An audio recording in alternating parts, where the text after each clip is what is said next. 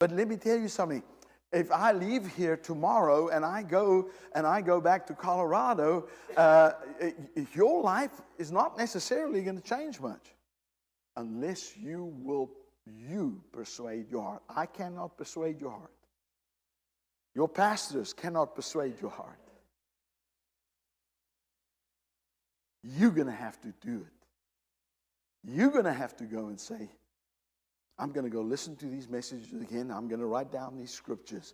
I'm going to meditate on these scriptures. I'm going to confess. I'm going to believe it. I'm going to see it true in my life and become persuaded. You know, there was a time, Kathy and I, in ministry, we believed in healing. I prayed for people. People got healed. But my family was always sick. Always.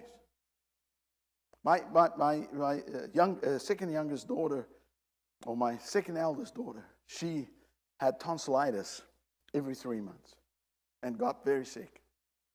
And of course, I believed in healing, and I believed that, don't go to the doctors. So I never went to doctors in the town that I lived. I went to the next door town where nobody knew me. Amen. And it cost me. It cost me a lot of money. Every 3 months, doctor's bills, medicine. And I prayed. Kathy and I prayed. We did warfare. We stood against. We rebuked. We cursed. We did everything we knew how to do. But boy, I tell you what, we were always sick.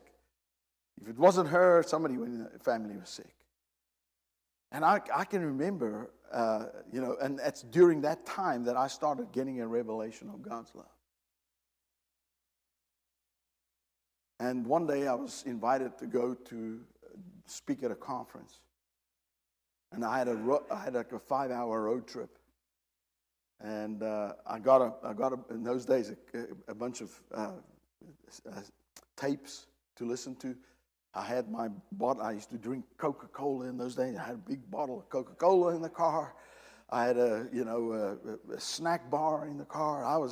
And I had some praise and worship tapes, and I got in the car, said goodbye to Kathy. She stayed at home with the kids, and off I go on this road trip. And about halfway there, man, I'm having a great time with God. I'm worshiping, and I've got praise and worship going. And while I'm driving, and I'm in the middle, it's like being in Kansas, in the middle of Kansas, nothing.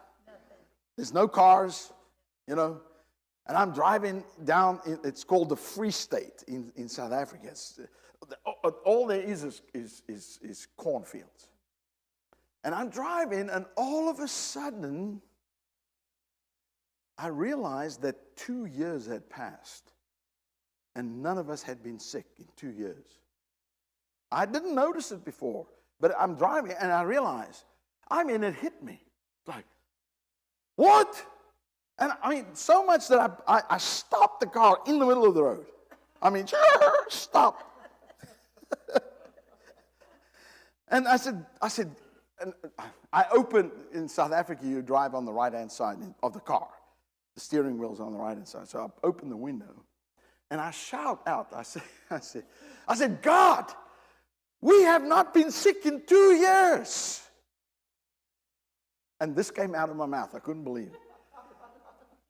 So I said, and I didn't even believe you for it.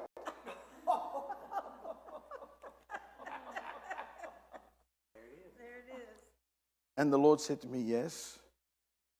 But Arthur, what have you been believing? What have you been focusing on? What have you been establishing your heart on? You've been establishing your heart on and becoming persuaded that I love you. And I'm telling you, 2 years passed, and we had no sickness in that house. No, it doesn't mean that afterwards we didn't ever have, challenges in our lives again. But I'm just saying, that just showed me that, listen, when you focus your heart upon that which God reveals about His love, He is able to do exceedingly abundantly above all that you can ask or even think about. See, I didn't ask. I wasn't like, God, I'm going to believe you for the next 2 years. No, I didn't believe that. That was the furthest thing from my mind. I was just reveling myself in the love of God focusing on the love of God. God, you love me. You care for me. You are for me. You're never against me. Hallelujah.